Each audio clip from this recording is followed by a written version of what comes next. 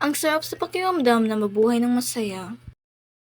Ang tanawin, ang mga taong mahal mo, yan ang buhay. Pero, bakit may kulang?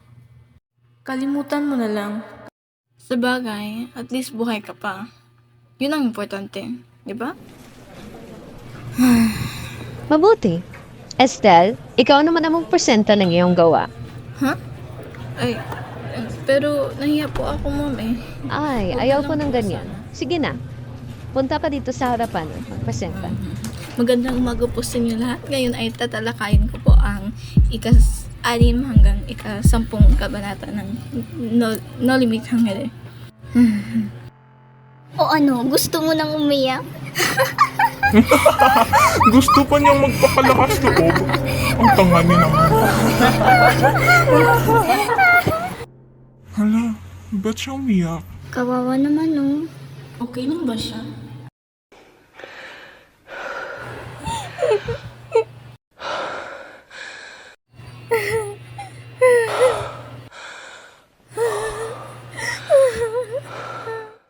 Mas mahirap para sa iyo magtiis kung iyong damdamin ay hindi na maintindihan ng iba. Kaya mo pa ba?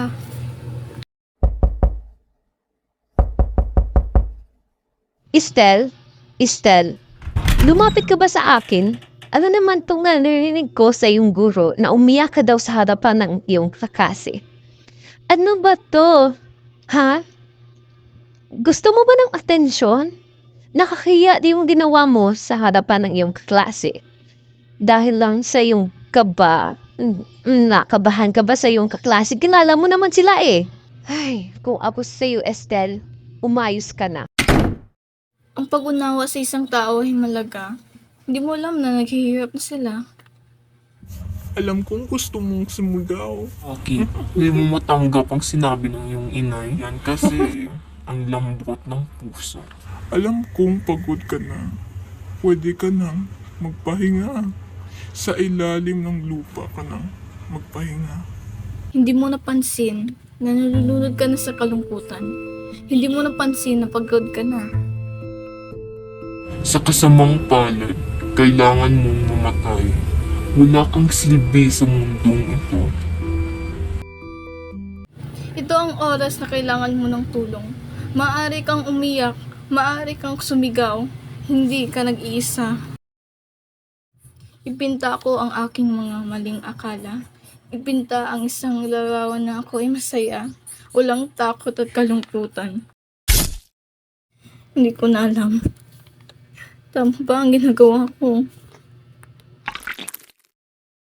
Ito na ba ang katapusan ko? Tama sila. Ang kamatayan na isang umuli ng sining at pinaglalaruan ko ito. Panaginip lang pala yun. Sino nag-message sa akin? At kung akala mo huli na ang lahat, nag-aalala ako sa'yo. Bisitahin kita bukas. Usap tayo. Palaging may isang bagay na tutulong sa iyo sa masasamang araw. Basta wag niyo lang kalimutan na may pag-asa pa. Shine with hope, mga Estrella. Thank you.